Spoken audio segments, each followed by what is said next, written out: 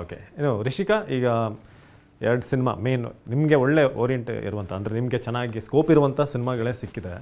ಈ psychological thriller ಅಂತಂದರೆ ನಿಮ್ಗೆ ಏನಾದರೂ ಇಷ್ಟನಾ ಪರ್ಸ್ನಲಿ? ಯಾಕಂದರೆ ಅಂಥ ಸಬ್ಜೆಕ್ಟ್ಗಳೇ ನಿಮ್ಗೆ ಹುಡ್ಕೊಂಡು ಬರ್ತಾ ಇದೆ. ಆ್ಯಕ್ಚುಲಿ ಜಾನ್ರಾ ಜೂನಿ ಸೈಕಲಾಜಿಕಲ್ ಥ್ರಿಲ್ಲರ್ ಅಂತ ಹೇಳಕ್ ಆಗಲ್ಲ ಅನ್ಸುತ್ತೆ, ಬಟ್ ಕ್ಯಾರೆಕ್ಟರ್ ವೈಸ್ ಹೌದು ಸ್ವಲ್ಪ ಇಲ್ಲ. ನಾನು ಆ್ಯಕ್ಚುಲಿ ತುಂಬ ಲಕ್ಕಿ ಅಂತ ಅನ್ಕೋತೀನಿ, ನನಗೆ ಈ ಥರ ಪಾತ್ರ ಸಿಕ್ಕಿದೆ. ಪ್ಲಸ್ ಇದಕ್ಕೆ ಪ್ರಿಪೇರ್ ಆಗಬೇಕಾದ್ರೆ ಎಷ್ಟೊಂದು ಅಂದರೆ ಕೆಲವೊಬ್ರು ಕೇಳ್ತಾರೆ, ನೀವು ಡ್ರಾಮಾ ಸ್ಕೂಲ್ ಹೋಗಿದ್ದೀರಾ, ಏನು ಮಾಡಿದ್ದೀರಾ? ನಾನು ಡ್ರಾಮಾ ಸ್ಕೂಲ್ ಹೋಗಿಲ್ಲ, ನಾನು ಥಿಯೇಟರ್ ಮಾಡಿದ್ದೀನಿ. ಥಿಯೇಟ್ರಲ್ಲಿ ನನಗೆ ಕೆಲವೊಬ್ಬರು ಒಳ್ಳೆ ಡೈರೆಕ್ಟರ್ಸ್ ಜೊತೆ ಕೆಲಸ ಮಾಡೋಕ್ಕೆ ಆಪರ್ಚುನಿಟಿ ಸಿಕ್ತು, ಬಿಕಾಸ್ ಆಫ್ ವಿಚ್ ನನಗೆ ತುಂಬ ಆ್ಯಕ್ಟಿಂಗ್ ಬಗ್ಗೆ ತುಂಬ ನಾನು ಕಲ್ತಿದ್ದೀನಿ.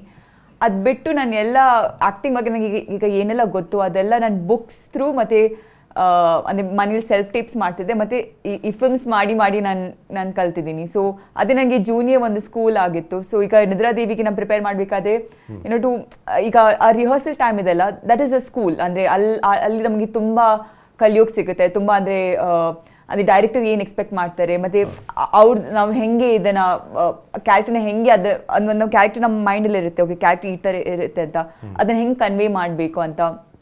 ಸೊ ಅದೆಲ್ಲ ಪ್ರಾಸೆಸ್ ನನಗೆ ತುಂಬ ಇಷ್ಟ. ಅಂದರೆ ಆ ಕ್ಯಾರೆಕ್ಟರ್ ಅಂದರೆ ಸ್ಟಾರ್ಟಿಂಗಲ್ಲಿ ಸ್ಕ್ರಿಪ್ಟ್ ಸಿಕ್ಕಾಗ ನಮಗೆ ಸ್ವಲ್ಪ ತುಂಬ ಭಯ ಆಗುತ್ತೆ, ಓಕೆ ನಾನು ಮಾಡ್ಬೋದಾ, ನಾನು ಈ ಕ್ಯಾರೆಕ್ಟರ್ ಮಾಡ್ಬೋದಾ ಅಂತ ಭಯ ಇರುತ್ತೆ. ಬಟ್ ಅದು ಹೋಗ್ತಾ ರಿಹರ್ಸಲ್ಲಿ we start discovering the character. So ಅದು ನನಗೆ ತುಂಬ ಇಷ್ಟ ಆಗುತ್ತೆ.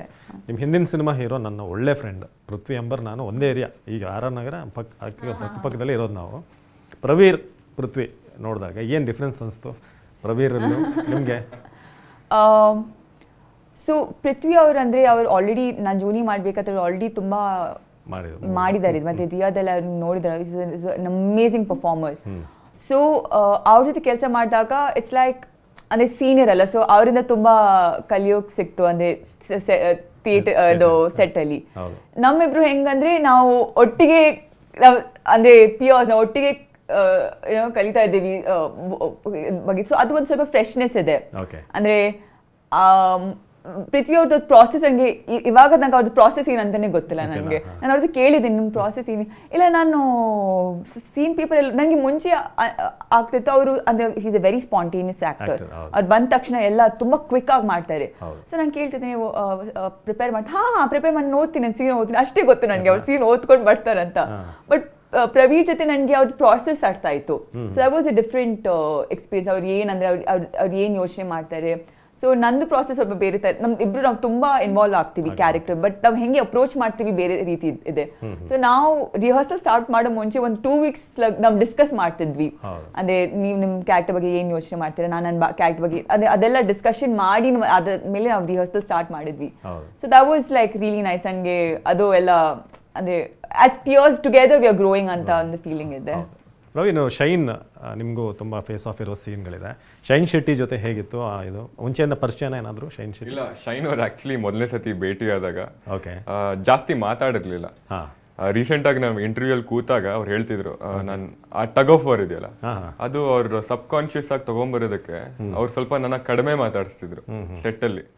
ಸೊ ಅದನ್ನ ನೀವು ಸ್ಕ್ರೀನ್ ಮೇಲೆ ನೋಡಿದಾಗ ಆ್ಯಕ್ಚುಲಿ ತುಂಬ ಒಂದು ಒಳ್ಳೆ ವೈಬ್ ಕೊಡುತ್ತೆ ನಂದು ಮತ್ತೆ ಶೈನ್ ಅವ್ರದ್ದು ಟಗ್ ಆಫ್ ವಾರ್. ನಾವು ಶೂಟಿಂಗ್ ಮಾಡಬೇಕಾದ್ರೂ ನಾವು ಮ್ಯೂಸಿಕ್ ಯೂಸ್ ಮಾಡಿದ್ದೀವಿ. ಅಂದರೆ ಶೂಟ್ ಮಾಡಬೇಕಾದ್ರೆ ಮ್ಯೂಸಿಕ್ ಬ್ಯಾಕ್ಗ್ರೌಂಡಲ್ಲಿ ಪ್ಲೇ ಆಗ್ತಾ ಇರುತ್ತೆ. ಅದು ಪ್ಲೇ ಆಗ್ತಿರುವಾಗ ಆಕ್ಟರ್ಸ್ ಆಗಿ ಒಂಥರ ಇನ್ನೂ ಮೋಟಿವೇಶನ್ ಬರುತ್ತೆ. ಅಂದರೆ ಸೀನ್ ಮೇಲೆ ಇನ್ನೂ ಡೆಪ್ತು, ಆಮೇಲೆ ಇನ್ವಾಲ್ವ್ಮೆಂಟ್ ಜಾಸ್ತಿ ಇರುತ್ತೆ.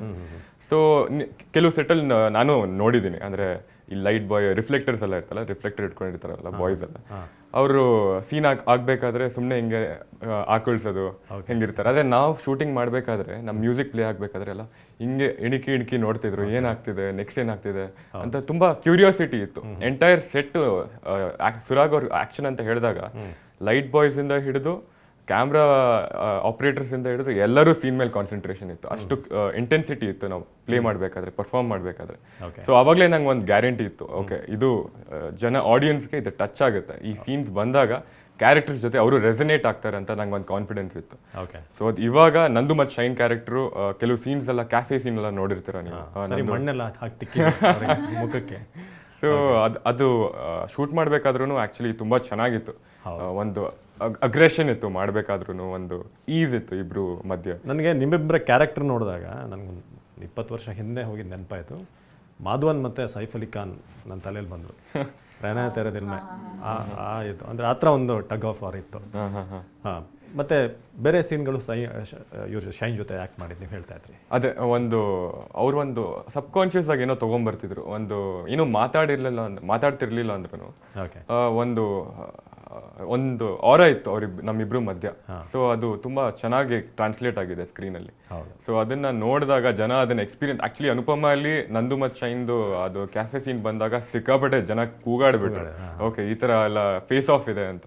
ಆಮೇಲೆ ಲಾಸ್ಟ್ ಅಲ್ಲಿ ಕ್ಲೈಮ್ಯಾಕ್ಸ್ ಅಲ್ಲಿ ನೋಡ್ತೀರಾ, ಅದು ನಾನು ಹೇಳ್ಬೋದಾ ಹೇಳೋಕ್ಕಾಗಲ್ಲ ಅಂತ ಗೊತ್ತಿಲ್ಲ, ಸ್ಟೋರಿ ರಿವೀಲ್ ಆಗ್ಬಿಡುತ್ತೆ. ಸೊ ಒಂದು ಪಾಯಿಂಟ್ ಇರುತ್ತೆ. ಸೊ ಆ ಪಾಯಿಂಟ್ ಹೆಂಗ್ ಹೈ ಕೊಡುತ್ತೆ ಅಂದ್ರೆ ಜನ ನಿಜವಾಗ್ಲೂ ಎದ್ಬಿಟ್ಟು ಅನುಪಮ ಅಲ್ಲಿ ವಿಸಿಲ್ ಎಲ್ಲ ಹೊಡೆಯೋಕೆ ಶುರು ಮಾಡ್ಕೊಂಡ್ಬಿಟ್ಟು ನಂಗೆ ನಿಜವಾಗ್ಲೂ ಕಣ್ಣಲ್ಲಿ ನೀರು ಬಂದ್ಬಿಡ್ತು. ಯಾಕಂದ್ರೆ ನಾವು ಒಂದು ಇಂಟೆನ್ಷನ್ ಇಟ್ಕೊಂಡು ಮಾಡಿರ್ತೀವಲ್ಲ, ಅದು ಫುಲ್ಫಿಲ್ ಆದಾಗ ತುಂಬಾ ಖುಷಿ ಆಗುತ್ತೆ. ಶೈನ್ ಅವರು ನೆನ್ನೆ ಇದ್ರು, ತುಂಬಾ ಖುಷಿ ಪಟ್ರು. ಸೊ ಅದೇ ತುಂಬಾ ಖುಷಿ ಆಗುತ್ತೆ. ನಾನು ಆಗಲೇ ಆಫ್ ರೆಕಾರ್ಡ್ ಹೇಳ್ತಾ ಇದ್ದೆ ನಿಮಗೆ, ನನಗೊಂದು ಕೆಲವೊಂದು ಪರ್ಟಿಕ್ಯುಲರ್ ಸೀಕ್ವೆನ್ಸ್ ತುಂಬ ಇಷ್ಟ ಆಯಿತು ಅಂತ. ಒಂದು, ನೀವಿಬ್ಬರು ಮಲಗಿರ್ತೀರಾ, ಮೇಲಿನ ಕ್ಯಾಮ್ ಇರುತ್ತೆ, ಇಬ್ಬರು ಮಾತಾಡ್ತಾ ಇರ್ತೀರಾ, ಮತ್ತೊಂದು ಅದೊಂದು ಕವನ ಬರುತ್ತೆ, ಅದನ್ನು ನೀವು TV9 ವೀಕ್ಷಕರಿಗೆ ಹೇಳಲೇಬೇಕು ಆ ಲೈನ್ ಏನು ಅಂತ. ಸೊ ಬರ್ದಿರೋದು. ಸೊ ಆ ಥಾಟ್ಸ್ ಎಲ್ಲ ಹೇಗೆ ಬಂತು? ಮತ್ತೊಂದು ಟ್ರಾನ್ಸಿಷನ್, ಅದೇ ನೀವು ಸ್ಟುಡಿಯೋಗೆ ಬಂದು ಹಾಡು ಹೇಳುವಾಗ ಅಲ್ಲಿಂದ ಪ್ರವೀರ್ ಸೀನಿಗೆ ಟ್ರಾನ್ಸಿಷನ್ ಇರುತ್ತೆ. ಸೊ ಅದನ್ನೆಲ್ಲ ಹೇಗೆ ಬಳಸ್ಕೊಂಡ್ರಿ ಇಂಥ ಸೀನ್ಗಳಲ್ಲಿ?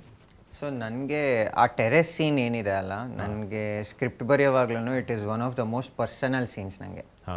ಅದರೊಳಗಡೆ ಇಲ್ಲ ಅಂದರೆ ಒಂದು ಬಿಲೀಫ್, ಅದು ರಿದಿಮಾ ಕ್ಯಾರೆಕ್ಟರ್ ಒಂದು ಲೈನ್ ಏನು ಹೇಳ್ತಾರೆ, ಆಮೇಲೆ ರಿದಿಮಾ ಅವ್ರ ಬಿಲೀಫ್ ಏನಿದೆ ಅದು ಇಟ್ಸ್ ಅ ವೆರಿ ಇದು ಅವ್ರು ಏನು ಹೇಳ್ತಾರೆ ಅಂತ ಹೇಳಿದ್ರೆ, ಈ ಆಕಾಶ, ತಾರೆ, ಈ ಸಮುದ್ರ ಇದೆಲ್ಲದಕ್ಕೂ ಕಿವಿ ಇರುತ್ತಂತೆ. ನಾವೇನು ಕೇಳ್ತೀವೋ ಅದನ್ನ ನಾವೇನು ಮನ್ಸಿನಲ್ಲಿ ನಂಬ್ತೀವೋ ಅದನ್ನ ಕೇಳಿ ನಿಜ ಮಾಡಿಸ್ಬಿಡುತ್ತೆ.